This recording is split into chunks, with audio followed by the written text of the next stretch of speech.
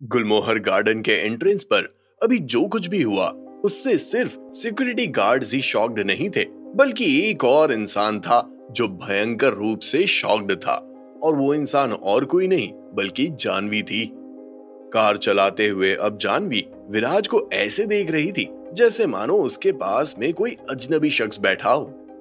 जानवी को इतना तो पता था कि विराज को कुछ करोड़ों रुपए की लॉटरी लगी है, और इसी वजह से जानवी ने हमेशा से विराज से कहा कि उसे वो सारा पैसा सेव करना है और फालतू के खर्चों में बर्बाद नहीं करना है।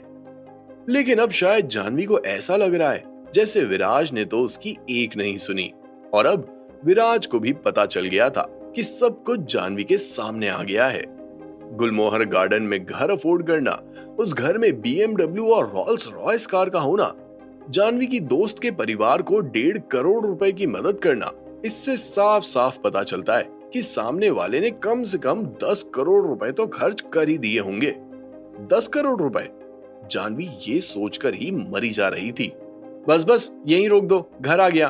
अभी जानवी सोच ही रही थी कि विराज के पास इतना पैसा कहां से आया है कि तभी विराज ने अचानक से उसे कार रोकने को कहा। जानवी ने तुरंत ही एक लग्जूरियस विला के सामने कार रोक दी थी। कार से बाहर निकलकर जानवी की आंखें पूरी तरह से विराज के गार्डन विला नंबर 4 पर अटकी हुई थी। उसके चेहरे पर ब्लैंक एक्सप्रेशंस देखकर विराज मनी मन मुस्कुरा रहा था। ये विला अभी भी तुम्हारा है? उस विला को देखकर जानवी तुरंत ही पहचान गई थी। कुछ सालों पहले विराज और प्रखर यहाँ आए थे और उन्होंने इस विला को खरीदा था। हालांकि अब गुलमोहर गार्डन में लगभग सब कुछ बदल गया था, लेकिन विला के आगे की डिजाइन देखकर जानवी उस विला को आसानी से पहचान गई थी। उसे यकीन नहीं हो रहा था कि विराज के पास अभी भी ये विला है। जहां तक जानवी को याद है, विराज ने तो ये विला बेच दिया था ना, तो फिर ये विला वापस? जानवी के लिए बहुत कंफ्यूजिंग था, लेकिन वो विराज को अमीर देखकर खुश थी। जानवी की बात सुनकर विराज ने तुरंत ही अपना सर हिलाया और उस 3 माले के शानदार विला की तरफ इशारा करते हुए बोला, कैसा लग रहा है तुम्हें? अब से हम यहीं रहेंगे। हम? जैसे ही जानवी ने विराज के मुंह से निकले वो शब्द सुने, वैसे ही उसका दिल तेजी से धड़कने लगा था। अचानक से जानवी को लगने लगा कि उसकी लाइफ पूरी तरह से सॉर्ट हो गई है। अगर जानवी विराज के साथ रहेगी तो वो भी हाई क्लास और अपर क्लास लोगों की तरह अपना फ्यूचर निकाल सकती है। हालांकि उसके दिमाग का एक हिस्सा ऐसा कुछ सोच रहा था, तो दूसरा हिस्सा उसे अभी भी अनरियलिस्टिक दुनिया के दर्शन करवा रहा था। जानवी को अभी भी लग रहा था कि वो किसी सपनों की दुनिया में ट्रैवल कर रही है। हालांकि जब एक अनजान शख्स अचानक से जानवी के सामने आ गया, तो जानवी काफी अनफेमिलियर महसूस करने लगी थी। विराज भाई, आप कहाँ चले गए थे? सुबह से दिखाई नहीं दिए, मैंने कितना ढूंढा, बताकर भी नहीं गए। अभी विराज जानवी को अपने उस आलिशान विला में लेकर जा ही रहा था, जिससे जानवी विला के अंदर का अनुभव महसूस कर सके। लेकिन तभी जानवी ने देखा कि विला के अंदर से कुछ लोग बाहर आए, और उनमें से जो सबसे आगे चल रहा था वो था जितिन।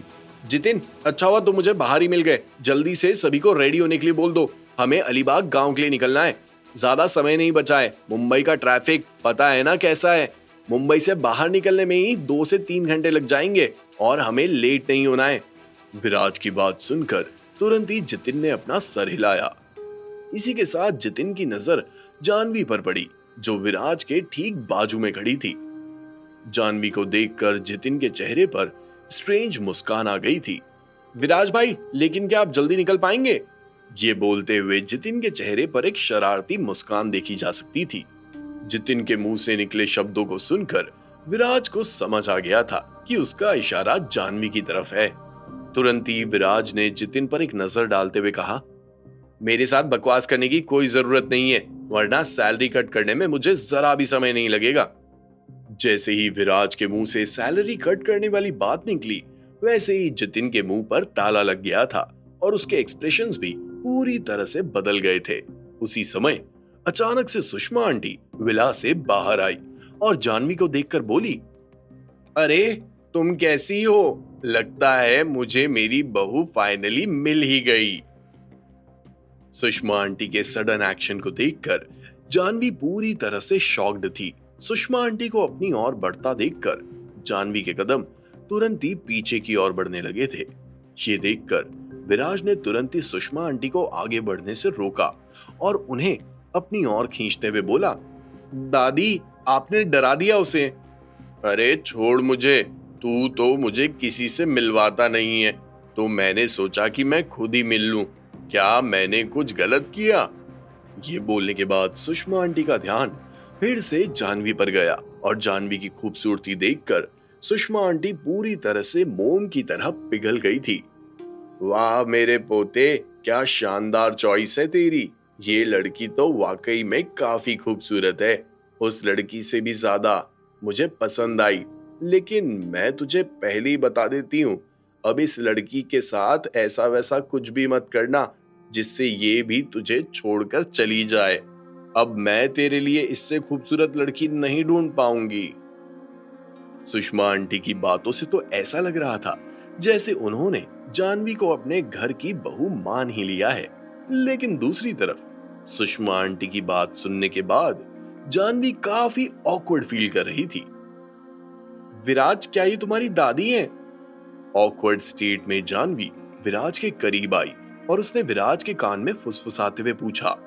जानवी का सवाल सुनकर विराज ने तुरंत ही अपना सर हिलाया और एम्बैरेस्ड होते हुए कहा, हाँ ऐसा ही समझो, ये हमेशा से ऐसी ही हैं, जिससे भी मिलती हैं उसे मेरी बीवी और अपनी बहू बना देती हैं।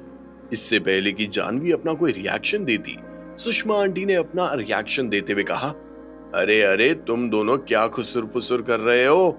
मुझे भी पता है कि मैं बहुत ओल्ड हूँ, लेकिन मैं बेवकूफ नहीं हूँ। तुम दोनों मेरे बारे में ही बात कर रहे थे ना? करो करो, कोई बात नहीं। लेकिन मैं एक बात बता देती हूँ, ध्यान से सुन ले विराज। मैं तेरे लिए इस लड़की के जैसी खूबसूरत लड़की ही चाहती थी। मुझे लगता है कि ये लड़की काफी अच्छी है। वैसे वो नंदनी भी ज्यादा बुरी नहीं थी। नंदनी? ये दूसरी बार था जब जानवी को सुषमा आंटी की बातें कुछ अजीब लगी थी।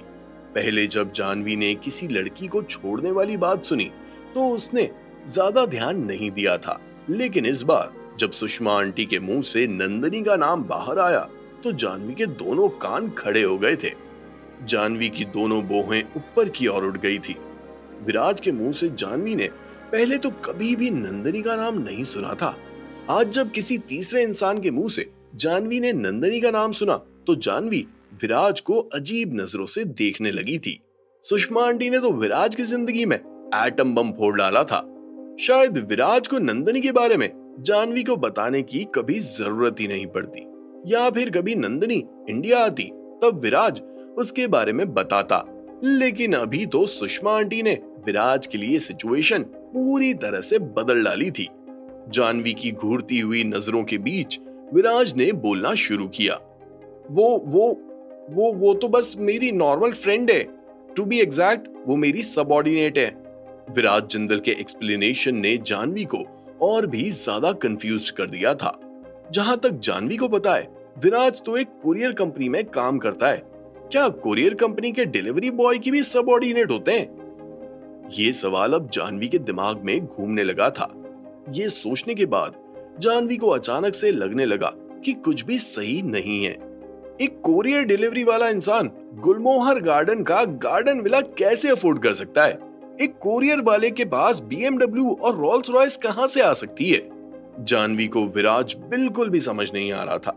लेकिन इसी के साथ अब जानवी को लगने लगा कि विराज ने हमेशा उसके सामने अपनी रियलिटी का मास्क लगाया है और अब तो उस मास्क में एक लेयर और भी आ गई थी।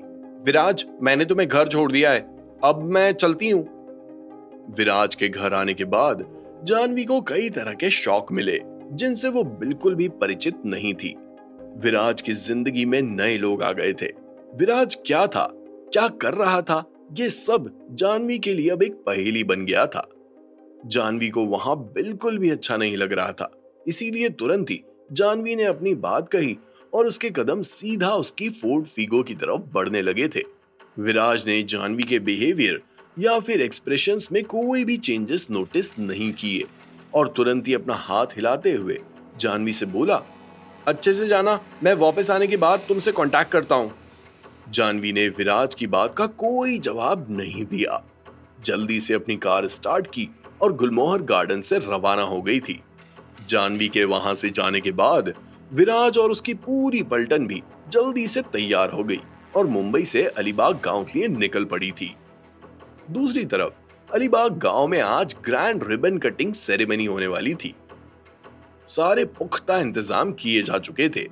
साकिनाका टाउन के मेयर पीयूष चावला और मुंबई शहर के सुप्रीम कोर्ट के जज और बार काउंसिल के मेन मेंबर जनार्दन कोहली मौके पर पहुंच चुके थे। इसी के साथ साथ अलीबाग गांव और साकिनाका टाउन के आसपास जितने भी लीडर्स थे, पीयूष चावला ने उन्हें भी प्रोग्राम में शामिल कर लिया था और वो सब भी फंक्शन में पहुंच गए थे। साथ ही साथ अलीबाग गांव, साकिनाका टाउन और आसपास जितने भी छोटे बड़े गांव थे, उनका पूरा हुजूम इस फंक्शन को देखने के लिए उमड़ पड़ा था। कंस्ट्रक्शन वर्कर्स के साथ साथ टीवी जगत से जुड़े हुए मीडिया रिपोर्टर्स भी मौके पर पहुंच गए थे।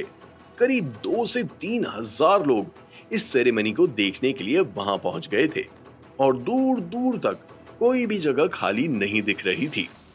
हर तरफ भीड़ ही भीड़ नजर आ रही थी, जो लगातार डायरेक्टर जिंदल साहब के नारे लगा रही थी। हमारा नेता कैसा हो, जिंदल साहब जैसा हो। एक तो ये नारा लगातार भीड़ के मुंह से सुनाई दे रहा था और एक दूसरा नारा था, वो मुझे काफी इनोवेटिव लगा। ये कहना गलत नहीं होगा कि गांव के लोगों में क्रिएटिविटी नहीं होती है। अलीबाग गांव तो अब पूरी तरह से फिट है क्योंकि हमारे जिंदल साहब हिट हैं। इस नारे ने तो मेरा दिल छू लिया था। जब डायरेक्टर जिंदल इस नारे को सुनेंगे तो उनका क्या रिएक्शन होगा, ये जानने के लिए हमें थोड़ा इंतजार करना पड़ेगा क्योंकि डायरेक्टर जिंदल साहब अभी ऑन द वे हैं। कल जो कुछ भी पीयूष चावला ने गांव वालों से कहा, उसे वो लोग अच्छे से समझ गए थे। उन सभी लोगों को पता चल गया था कि उनका माई बाप डायरेक्टर जिंदल है, इसीलिए आज उन्होंने डायरेक्टर जिंदल के स्वागत का इंतजाम कुछ इस तरह से किया था। हालांकि गांव के ज्यादातर लोग पढ़े लिखे नहीं थे, लेकिन उसके बाद भी वो मेन कैरेक्टर को अच्छे से जान गए थे। डायरेक्टर जिंदल के अलावा और कोई मेन कैरेक्टर भला कैसे हो सकता है। हालांकि वो लोग अभी डायरेक्टर जिंदल के बारे में ज्यादा कुछ नहीं जानते थे। उन्हें सिर्फ सरनेम पता था, जिंदल। उसके अलावा उन्हें और कुछ भी नहीं पता था। लेकिन आज वो डायरेक्टर जिंदल के बारे में सब कुछ जानने के लिए इकट्ठे हुए थे। गांव के मर्द ही इस फंक्शन को लेकर एक्साइटेड नहीं थे, बल्कि गांव की औरतें भी काफी उत्सुक थी और इस फंक्शन में बढ़ चढ़कर हिस्सा ले रही थी। वो सभी औरतें देखना चाहती थी कि एक करोड़पति बॉस दिखता कैसा है। क्या वो एक आम इंसान है जिसकी एक नाक और 2 आंखें हैं, या फिर वो कोई एलियन है जिसके पास इतना सारा पैसा है। विराज और उसकी पलटन लंच करने के बाद मुंबई से रवाना हुई थी, लेकिन वाकई में ट्रैफिक कुछ ज्यादा ही था और विराज को नहीं पता कि वो अलीबाग गांव कब तक पहुंचने वाले थे। फंक्शन के शुरू होने का समय शाम को 7 बजे डिसाइड किया था। रात को 11 बजे तो दारू पार्टी होने वाली थी, जिसके लिए पीयूष चावला बहुत ही ज्यादा एक्साइटेड था। हालांकि शाम के 6 बज गए थे, लेकिन अभी तक विराज जिंदल का कोई अता पता नहीं था।